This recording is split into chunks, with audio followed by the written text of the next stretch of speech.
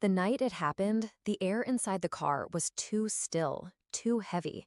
My wife's hands gripped the wheel, her knuckles pale against the leather. Blue and red lights swirled behind us. She cursed under her breath, forced a smile toward me, and rolled down her window. The officer leaned in, calm, almost too calm. He took her license, glanced at me, then asked me to step out. My pulse quickened. I thought it was routine until he pulled me aside, his voice dropping to a near whisper. "Sir," he said, eyes fixed on mine, "I need you to listen carefully. Do not go home tonight. Get somewhere safe." I froze. Why? He hesitated, then slipped a folded note into my hand. "I can't explain now. Just read it." When I unfolded the paper, my vision tunneled.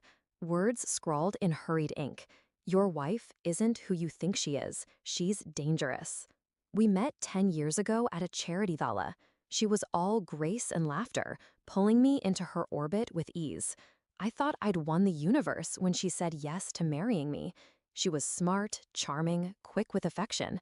My family adored her. But love makes you blind. It softens edges that should stay sharp. Looking back, the signs were there.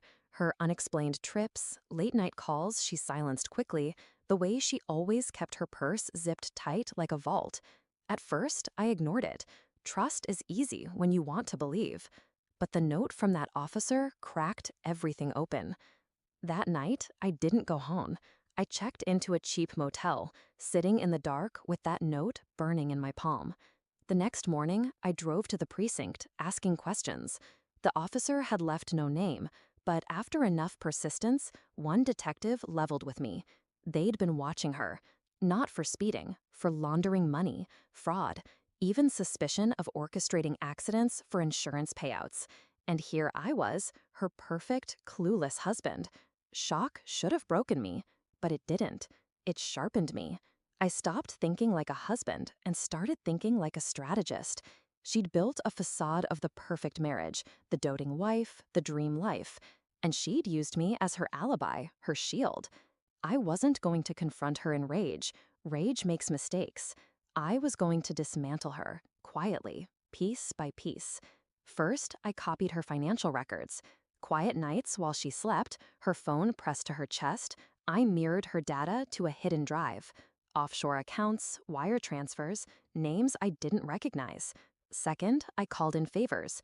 Old college friends in banking, law, even one in cybersecurity. I didn't tell them the truth, just enough to get what I needed. Third, I played the role. I smiled at dinners, kissed her cheek in public, pretended nothing had changed. She didn't suspect a thing. Every detail she'd buried, I unearthed. Every mask she wore, I cataloged. The final proof came one evening when she thought I was out.